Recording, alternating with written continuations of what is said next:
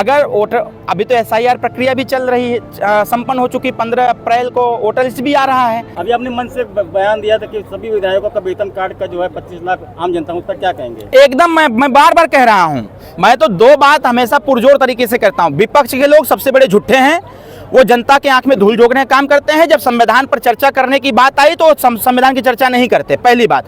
दूसरी बात, जो आपने भी मुझे से पूछा कि विधायक और सांसद मंत्रियों की जो दवाई का पैसा होता है, भाई संविधान कहता है समान व्यवहार सबके साथ हो।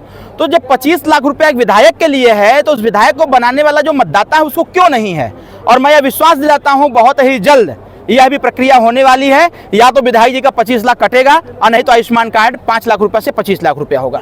पंचायत चुनाव लगभग कब तक हो जाएंगे? मंत्री जी तो बहुत जल्द होंगे। बाबूजी तो बोल ही दिए हैं, मैं भी कह रहा हूं कि 15 अप्रैल के वोटर लिस्ट के प्रकाशन के बाद पंचायत चुनाव की घोषणा हो। कल तक जो है कार्यक्रम को लेके बड़ा संशय था और इसको लेके सारे लोग जो है बड़ी दुविधा में थे। क्या कारण था?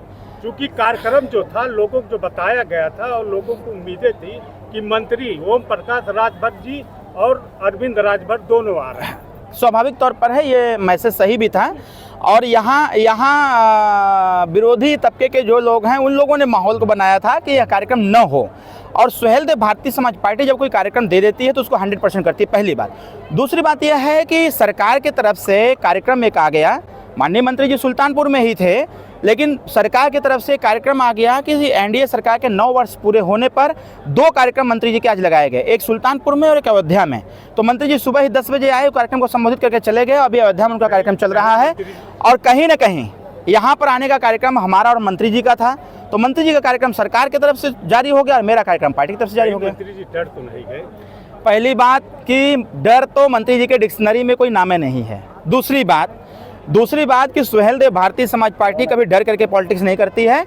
सुहेलदेव भारतीय समाज पार्टी जो ठान लेती है उसे करके दिखाती है, इतिहास भी गवाह है। इसलिए आपसे पूछ रहा हूं कि मंत्री जी का एक बयान आया था कि मुझको पुलिस की रजिस्टर से मतलब नहीं है, मुझको वोटर ID में उसका नाम होना चाहिए। ये बयान मैंने भी सुना था, साहब ने कहीं पर ये बयान दिया था कि स्वाभाविक तौर पर है भाई, लोकतंत्र में सबसे बड़ा अधिकार वोट का होता है। अगर वोटर, अभी तो SIR प्रक्रिया भी चल रही है, संपन्न हो चुकी, 15 अप्रैल को वोटर लिस्ट भी आ रहा है।